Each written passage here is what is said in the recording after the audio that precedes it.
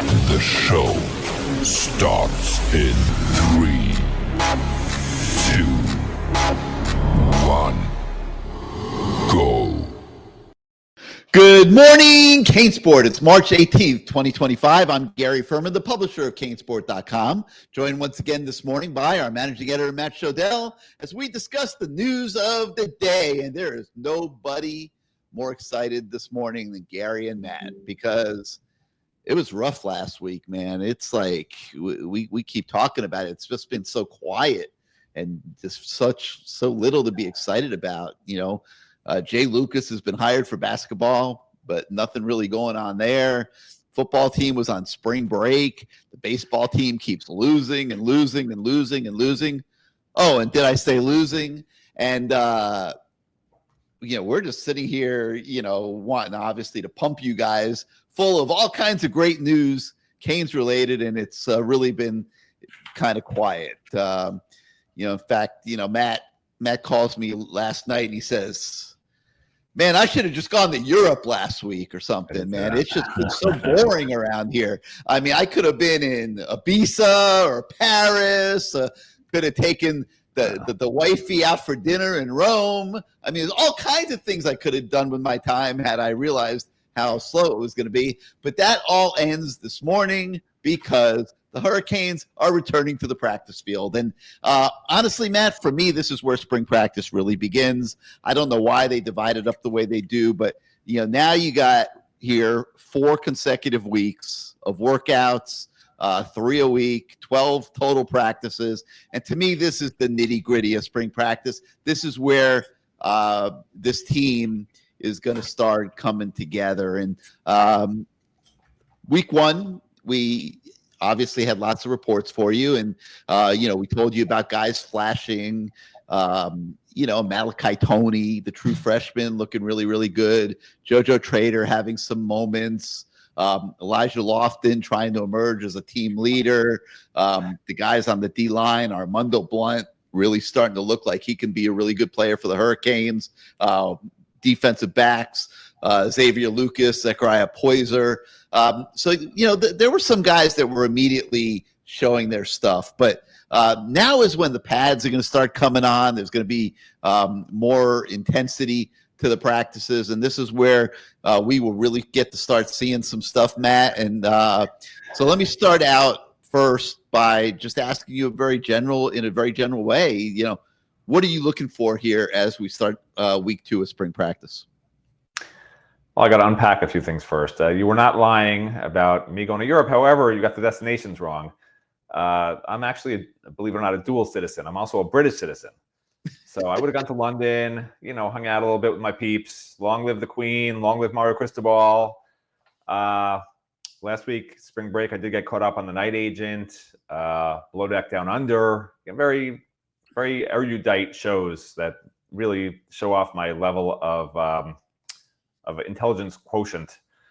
Anyway, but in terms of your more relevant question, we're going to week 2. Like you said, pads will go on this week. The stuff you see in week 1, it's nice, but it's nothing we didn't know. We knew these young guys were really talented, and when you see them run around in shorts, they look really good. But like I kept saying last week, or last time we did the show, I should say, before spring break or right when spring break was starting, was that you got to take it all with a grain of salt. None of it really means anything, and it's not like Armando Blunt. It's not like he's starting over Akeem Messidor or Ruben Bain, right? Malachi Toney, they're going to bring in a slot guy in the portal. He's not going to start, okay? Those were the 2 biggest young guys that flashed probably. I expect them to also bring in a middle linebacker in the portal. Like, they're not going to base the first week of spring drills and let that determine that, we don't need anybody in the portal anymore because Malachi Toney was really fast in shorts and, Armando Blunt looks good and, maybe the backup D tackles look good and, whatever. So this week is when we start to learn more, right? You get a little bit more in the whatever equation you want to call it. I don't know. But whatever equation it is, the football equation that equals championships, like we'll add, so far we've gotten a little piece, the X, but now we got to get the Y, the Z, and then we got to go into multidimensional calculus, like in the fall, and start figuring out some more equations for who fits where and what's going to be best and how to best approach the offense, because let's face it, even this week, it's going to be really hard to judge anything. And I think Deion Sanders' idea of making the spring game against another team is fantastic because you don't know, right? I like that idea. I think it's a great idea because Carson Beck's not playing for Miami this spring. So if the DBs look great and the defensive linemen are disrupting plays, is that because Miami doesn't have any quarterbacks and because Miami's offensive line isn't maybe what it should be, even though there's really two great linemen that we're pretty sure are great, right? With Noah, and I think Cooper is pretty good. But the others, it's like, Matthew McCoy is probably going to get beat up by Ryan Rodriguez at this point. I know everyone wants to say Markel Bell's amazing, but he's a little slow on his feet. He's not a light guy on his feet. He's really big. He looks the part, right? But he had some breakdowns last year in limited reps, right? Because Jalen Rivers played left tackle. And then you got a new center, James Brockermeyer. I don't trust anybody whose last name has more than four syllables or more. Like that's not for me. 4 vowels, 4 syllables. Like, I'm going to hold off on that and wait and see how you play, Brockermeyer. Yeah. Okay. I got that right. So anyway, we will learn more this week, but to say we're going to know so much about this team after this week, or even after spring ball, is just a misstatement of fact. And that's why it makes me crazy. Longtime reporters, they know. They've done this forever. They know it doesn't mean much, right? It's nice to see, and you can say, okay, they look the part. They passed the look test. The team looks bigger. Fans want to know, does the team look like it should? So far the team looks like it should. They look bigger. They look more physical. They look faster. But does that translate into a new defensive system with new defensive coaches? Does that translate into a new offense that's probably going to be a much different offense than we saw last year? One that probably won't be as exciting for fans, right? It's going to be, I totally expect Carson Beck to be a game manager. I know fans think that's crazy because Carson Beck, a year ago, people were saying before the season that he was going to be the Heisman winner, right? It sounds crazy to say he should be a game manager, but the guy led the SEC in interceptions. That's not lost on Shannon Dawson. He had a great offensive line protecting him. And 2 years ago, when he had his great year, he had the top tight end and one of the top receivers in the country, who are both, NFL stars already, So there are questions about how great everything really is versus how great the perception is. And those are the pieces of the equation that you really aren't going to know about until they play really the first 2-3 games. You get Notre Dame under your belt, you get Florida under your belt. Then you can say, okay, now we have answers. But until then, it's just a lot of conjecture and a lot of, things look good. This guy looks good. That guy looks good. I know fans get excited about it. I don't mean to put a damper on spring ball and say don't pay attention. Put a damper on everything. Because if they look terrible, that's really bad. But as long as they look good, then you've got to keep on just waiting and seeing. So I like that idea of a real game in the spring. Yeah. How cool would that be? Like Miami, Ohio State in the middle of April. Why did anybody ever come up with this and actually execute it? I don't see it happening, but you're paying the players now. You know why. You do know why they don't do it, right? I mean, there's an obvious reason, and the injuries, obvious reason, whatever. But you can count it to the record.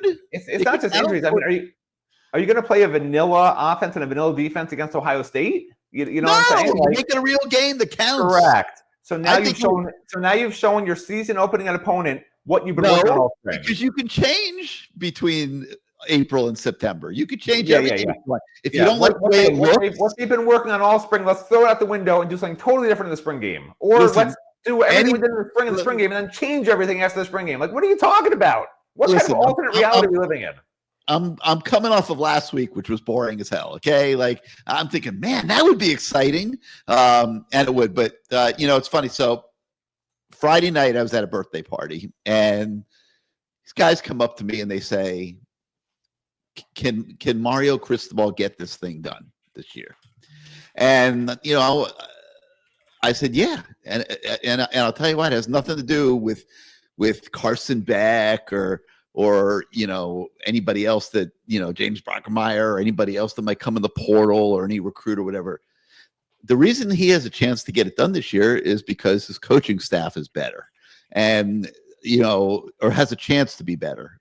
I mean, we don't know that it's better yet. So has a chance to be better because it looks like he hit on a few of these hires on the defensive side of the football. And I really feel that way. But what I'm looking for here as spring practice goes forward is validation in that regard. I want to, really watch these coaches closely. I want to see now that they've been working with their players for a few weeks, how the chemistry is coming along on the defensive side of the football. We pretty much know that it's going to be this summer before the offense can really build chemistry because Carson Beck isn't playing right now. He's just out there going through some mental reps and little things like that. But he'll start slinging it around this summer, and they'll be able to, start building connections with receivers and things like that. But the defense, I think it's game on here these next 4 weeks of spring practice, and I'm going to be watching very closely to see what that looks like. And so, that's what I'm looking for here at a spring. But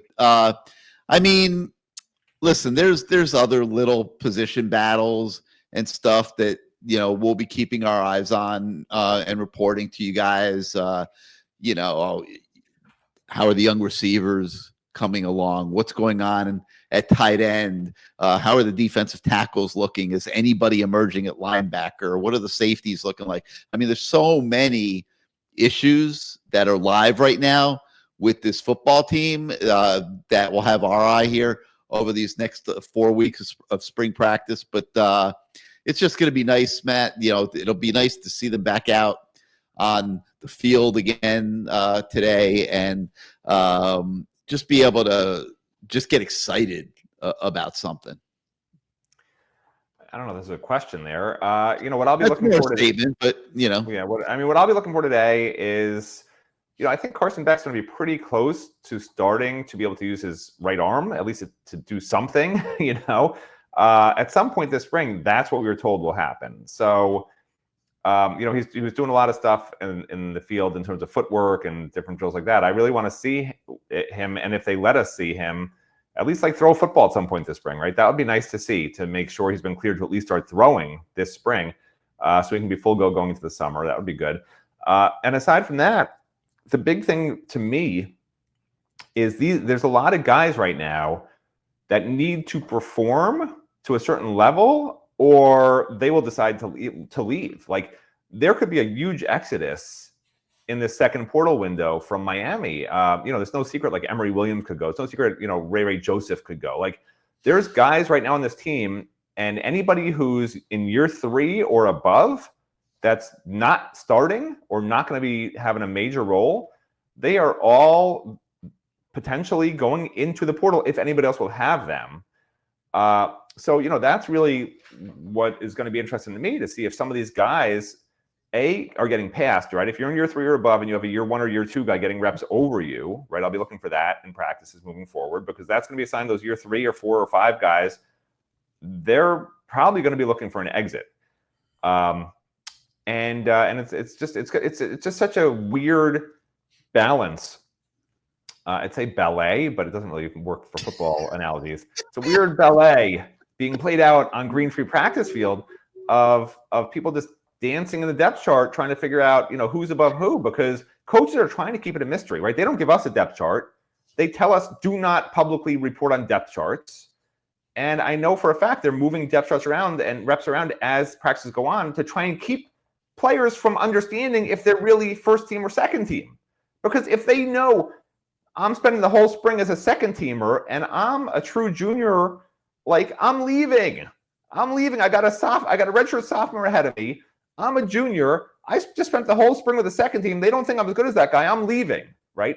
So coaches literally have to not just keep it a secret from us. They have to keep the depth chart a secret from their own players.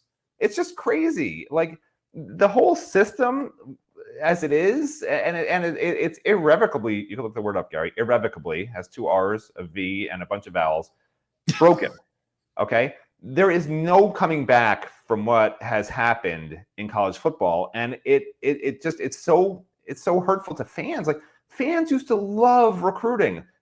There were people who were only on our website for recruiting. A lot of them, they didn't even care how the football team did. Okay, they did. They cared about the football team.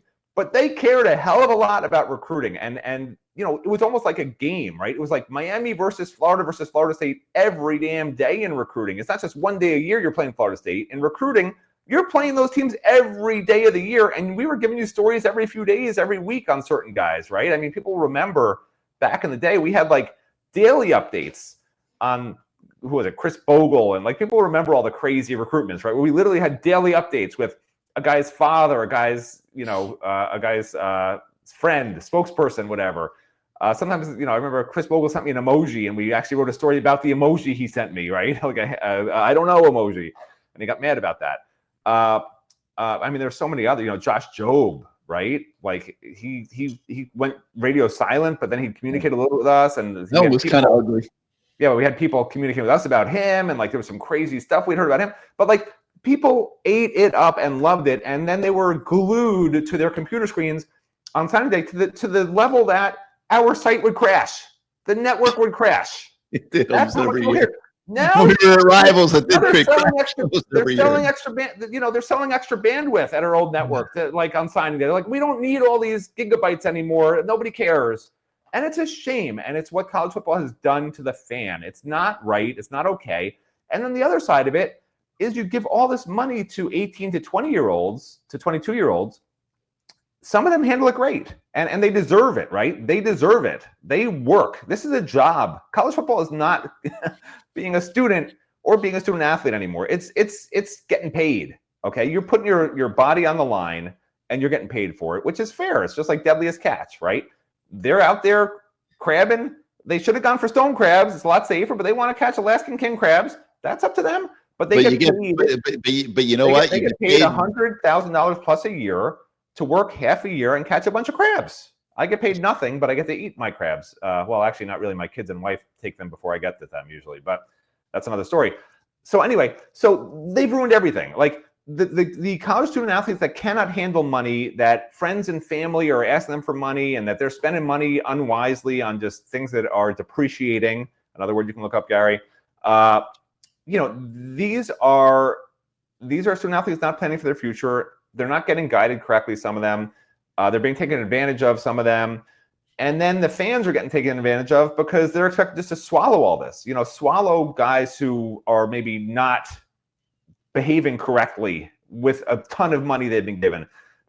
Fans have been told, forget signing day. We're going to do another signing day in December when your team still may be in the playoffs. And then those guys, a few months later, if they wanted, they could just leave your program and go somewhere else if they want to, no problem. So signing means nothing at that point, right? Although they're going to try to do long-term contracts now with some players. Good luck with that.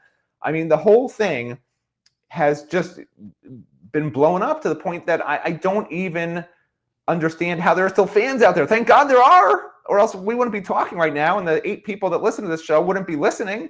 But I feel bad for some of these fans who remember how great it was, right? I remember back in the day as a reporter, I could talk to any player after practice I wanted to, and Miami prided itself in that. They said, we are the only NFL program left in college football. It's funny. Azubi did a story the other day with Jordan Miller, and like the LA Clippers, who he plays for the LA Clippers now, the former Cane basketball player. And Azubi goes out to the Heat game to do the story on Jordan Miller. They let him come into the Clippers locker room. They set up a little area for him to interview Jordan Miller. He gets the and I'm thinking to myself, like, this is like the elite sports. This is the NBA. And this is how they treat the media. Why does it have to be so polar opposite in college? Like, it just doesn't make sense. And like you said, we used to be able to do that kind of stuff on a daily basis, and COVID kind of changed everything. It really did. It changed because it made it convenient for people to not allow as much one-on-one contact, between media and players and coaches and things like that. And when COVID was gone, it was so convenient for the powers that be to just keep it the way it was, that they kept it the way it was. But, kudos to the LA Clippers. Just wanted to give them a shout out because if you guys have not seen that interview that Azubi did with Jordan Miller, it was really, really. And so go onto our basketball news page. You'll find it and check it out. It was really, really good. But Matt, I didn't mean to interrupt you, so let me get back to football. But one of the things that we did during this slow time was we asked the fans on our message boards at CaneSport.com to give us their best case and worst case scenarios. And we're always being asked, how many games can we win this year? What do you think? We flipped the script a little bit, and we asked the fans, and I thought some of the responses were kind of funny. Cuban Dynasty says he thinks the team can win 9 games because he doesn't know, the team still doesn't know how to win games that they should. But if there's any issue with Carson Beck, it'll be a 5-win season. And I'm like, oh my God, can you imagine if we actually had to sit through a 5-win season at this point? It would not be really, really good. But then, Puba, on the other hand, also a fan, says that he's expecting a 12-win season with an ACC championship and a 9-win season if Carson Beck is a watered-down version of himself. And then there's Kane. I don't know why he's got 4 Canes in his name as opposed to 3 or 2. I mean, we also have a Kane. I know that he calls our CaneSport Live show all the time, but this is Canes. He says 11 wins if they fill out the roster with difference makers in the portal. If not, 6. And so that that's just a few of the responses. But Matt, interesting just how when you open the floor and welcome all different types of opinions, you really do get quite a cross section. And the bottom line is that as we head into these critical 4 weeks of spring practice, nobody still really has an idea, including us, of what this team is going to be like. Yeah, well, I've predicted correctly the exact number of wins Miami's gotten in 2 of the last 3 years. So have I. Yeah, so that's not bad. So what I predicted, and by the way, just Canes. He said 6 wins if Carson Beck isn't healthy. Okay, it wasn't just if they don't do well in the portal. But anyway, which I don't necessarily disagree with, by the way. So I predicted 2 years ago, right? I accurately predicted, actually. I said that Mario wasn't going to do, no playoffs the first couple of years, whatever. And then I said this coming season is going to be the first year they're in the playoffs. And then during the season last year when they were 9-0, I said, maybe I was wrong. I'm predicting playoffs now, right? Because how could they not have made the playoffs? But before the season, like at this time of the year, I was correct 2 years ago, last year, etc. So at this time of the year, when I tend to be more correct than during the season for some bizarre reason, which makes no sense because you should have more information once the season begins. But I am standing by what I've always said, which is this will be the first season that Mario makes the playoffs. And then next year, he'll be competing for the national championship. Like, I don't think it'll be a national championship team, right? But I think they squeak into the playoffs. And I think they squeak in with 2 losses. Okay, that's what I've predicted. I have a 10-2 record, and people are like, how can they make the playoffs with 2 losses? Well, you lose an out-of-conference game to Florida maybe or Notre Dame or whatever. They got tough non-conference games this year, people, okay? It'll be hard to sweep those all. And then they just tend. I don't think they're at the point yet where they go undefeated in the ACC. I just don't necessarily think so. Even though they don't play Clemson, great. I just don't think they're there yet, where they're that much better than every other team, where you can have an off day and beat them anyway, right? That's what the old Miami teams used to do. They'd play close with an average BC team. They play close with a decent Virginia Tech team, even though Miami was great. They always have those couple of games, and when you're not great, you end up losing one of those 2 or 3 games. Like, that's just what's happened for the last 20 years. You look at the last 20 years of Miami's schedule, there's every single year there's a game they should have won on paper that they lost. Every single year. So I'm not ready to say that this will be the year that changes. I think next year will be the year, right? When you're in 4th cycle of Mario's recruits, he can keep getting free agents if needed, which should be a handful or less at that point, hopefully.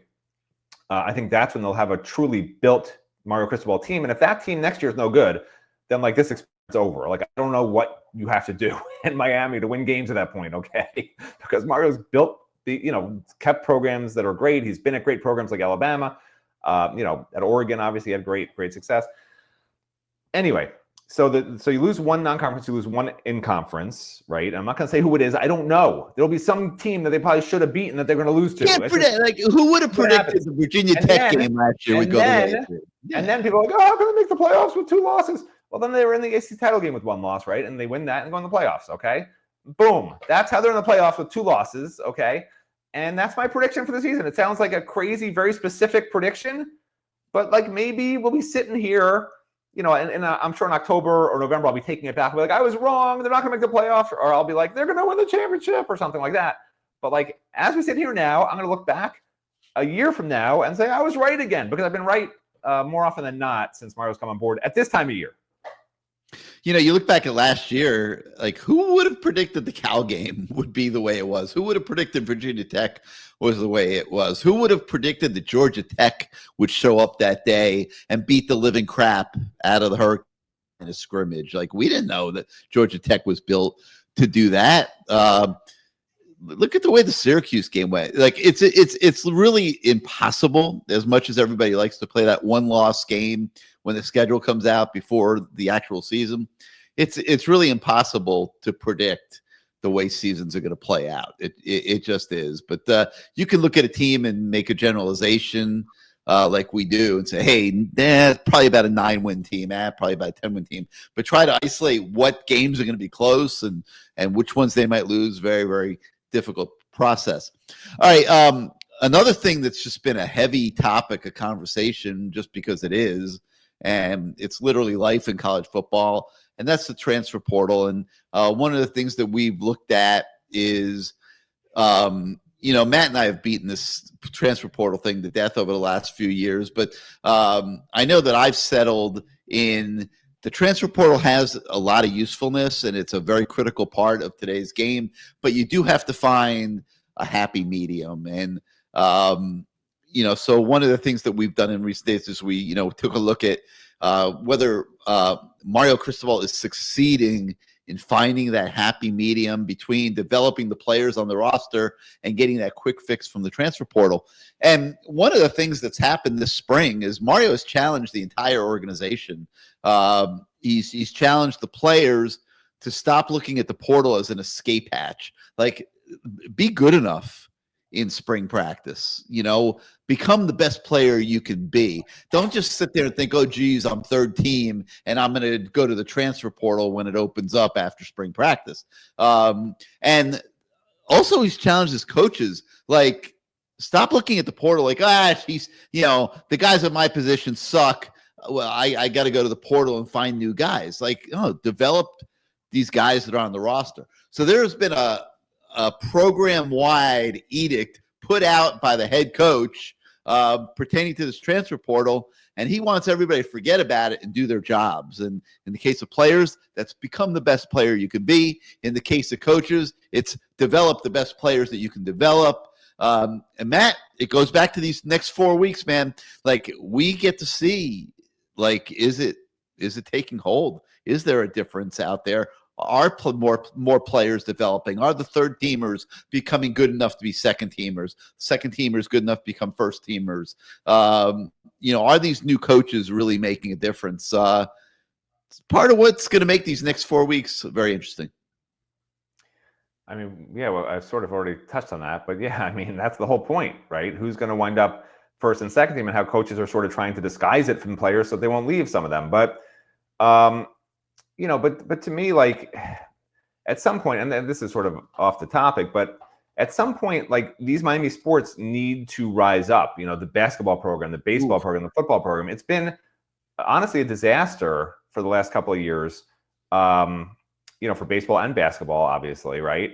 And now football is trying to sort of get its footing, and it's a big issue that no one ever talks about is this whole public school versus private school thing. If you're a Miami fan watching this and you have a lot of money, like, you probably have to give about 10 times the same amount as an average Florida or Ole Miss or Alabama booster, because that's how many times alumni they have compared to Miami alumni. Miami's a small private institution. These giant public schools, they don't need to have the same kind of intimate fundraising. Like, they could have massive, just bulk fundraisers where if people give $10 each, I mean, they're going to win championships just based on the money. And that's what Miami's been battling. Like, people just point to the coaches and the players. There's an external force that's been Miami's been battling, and that's what it's been to a great extent, because you got to fill up your stadium, you got to have excitement around your program. You got to have that be the biggest thing in town, which it is in Tuscaloosa and in, Baton Rouge or wherever the hell you want to go for different programs. Like, it's the biggest thing there in Gainesville and Tallahassee. You come to Miami and you're spreading everything all over the place, right? Now, is there potential here for ad dollars? And the city of Miami is so great as a city. So there's that aspect to it. But you've got major football players coming in that aren't coming from major cities, right? A lot of these players, these 5 stars, 4 stars, they grow up in small towns. They grow up outside of cities. They don't grow up in cities. So when you go to Gainesville and Tallahassee, for instance, they feel pretty comfortable. Like, that's what they grew up with. And the fans are so passionate there because that's all there is University of Florida and Florida State, for instance, right? Or Alabama, right? What else is there to do in Alabama on a Saturday? You're not going to the beach in Alabama. You're not going stone crabbing in Alabama.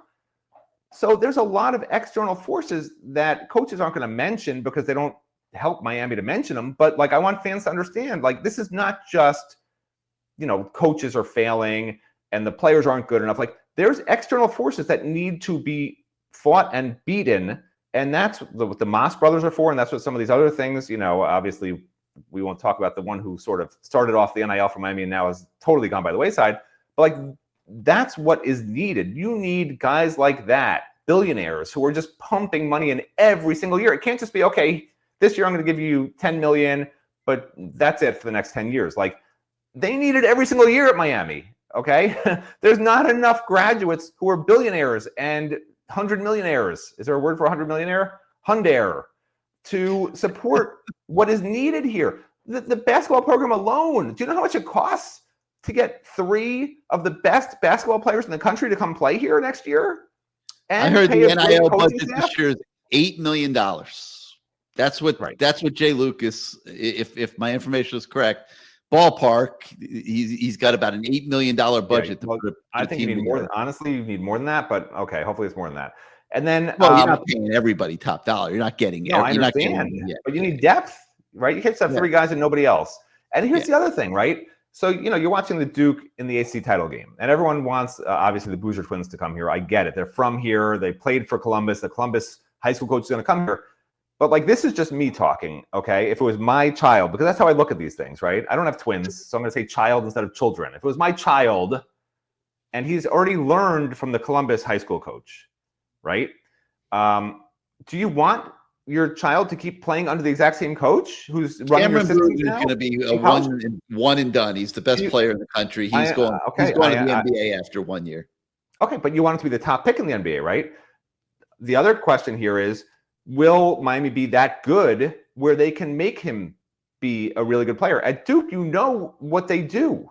At Duke, if the Booster twins go there, they're going to play with very high-level players around them.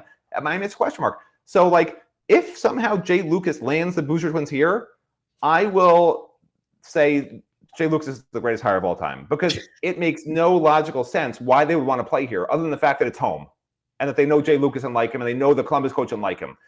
Because you don't want your players only learning from a high school coach their whole career, including college, right? You want them to learn different things from different people. It's called being diversified. It's like putting Jalen Rivers at tackle and guard. You want to do as much as you can, be as well-rounded as you can, learn as many systems as you can from as many people as you can. And then when you go to the NBA, you've sort of got this whole wealth of knowledge from different people built up in you. And I know Carlos Boozer, I'm sure, teaches them tons of stuff, right? And he has their whole life. I get it. But when you're being taught specifically for an entire season, there's something to be said for that. So if Jay Lucas lands these guys, I mean, it would be one of the greatest things in Miami history to me. Better than the Cavender twins. Okay. It'll be up there with getting, not Cam Ward, because Cam Ward wanted to come here. But I mean, this is a real battle. For Miami to go and beat Duke and get these 2 guys who already signed with Duke and want to play for Duke and whose father was at Duke and is a Duke legend, like, that would be insane. So let's keep an eye on that. And then the JD Arteaga thing, like, everyone wants to fire him on our message boards. Like, I get it. But again, what I talked about before, this is what's working against JD. The reduced scholarships, the money, NIL is getting sucked up by basketball and football. If you throw all that money at JD and say, JD, here's all this money, here's $8 million, go get your players, you don't think Miami would be winning tons of games and be in the regionals? They would be. Like, everyone wants to blame the coach. Blame the money. Blame the system. It's not always just the coach and the players that are the problem. Like, it's the system is working against Miami in so many different ways because the system favors huge public universities, and Miami's a small private school, and it's super annoying. Yeah, the SEC did really well in basketball this year. I think I got like 12 teams in the tournament or something like that. Something. They're complaining. The committee's complaining that it was so hard for us to figure out how to put all these SEC teams in the bracket and not have them play each other right away. Oh, it was so terrible for us. I mean, give me a break. How about don't put 12 SEC teams in the bracket? How about that? But a big reason that it's playing out that way is NIL and money, and SEC schools have bigger budgets and they're buying better players. And a lot of people are looking at the ACC and they're saying, "Whoa, man! Like, the ACC wasn't as good this year. You guys better step it up and invest money." Miami is doing that. They have budgeted very healthy for basketball moving forward here, and we'll see how that plays out. And but one thing Matt mentioned, which is really true, the athletic department is struggling right now. If you look at men's and women's basketball, didn't even qualify for the ACC tournaments, and baseball is, I think, lost every ACC game they've played so far. I think they're 0-3, 0-4 in the ACC, and just lost the 3 games at Wake Forest. Do you know how much money Duke gets just from selling tickets and all this other stuff and merchandise, on their own? I've never. I mean, what I'm saying is Miami gets nothing. Miami, they can't sell tickets. They don't ask a lot of money for the tickets they do sell, even when they sell out, which was under Larinaga a little bit. But are they selling tons of merchandise? Like, we're a football school, right? That's what people say. And at some point, we have to become more than a football school. But it's going to take probably winning a national title in some other sports because baseball programs on the ropes. They'll fill the Watsco Center, but they got to put a good team together. All right, Matt. So you think that the money has to do with why baseball's losing? So I'm not going to ask you more about that. I mean, they're a mess. But I didn't look at the stats that closely, but I don't think they have a starting pitcher with an ERA under 4. I think most of the relievers have ERAs in the 5s and 6s. They're making errors. They're making mistakes. They got their top hitter is like average right now. The guy they paid all the money to come back, Daniel Cubey, and their best hitter is Jake Ogden, who I think came from Barry, very lightly recruited guy, and it's they battle, they fight hard, they're a nice group, but are they going to make the regionals? Right now, you got to say no, and that's the goal at Miami, right? Is regionals and Omaha, and anything less than that's always been considered a failure at Miami. So, I'm not going to change that. All right. Well, that's going to do it for today for Good Morning CaneSport. We thank you so much for starting out your day with us. And if you're not yet a subscriber to CaneSport.com, head on over to our website. You can get your first week for $1. Come check us out. You won't be sorry. Hopefully you'll stay with us forever. Great group of fans on the message boards. And your subscriptions are what allow us to do what we do every day. So come on over to CaneSport.com, join our website, join our community. And then you can be on the website later today when we bring you a ton of coverage from what is practice number 4 that'll be taking place out there today. And we'll have that coming your way later this morning. So for Matt Shodell, I'm Gary Ferman. Thank you again, everybody, and we will see you next time.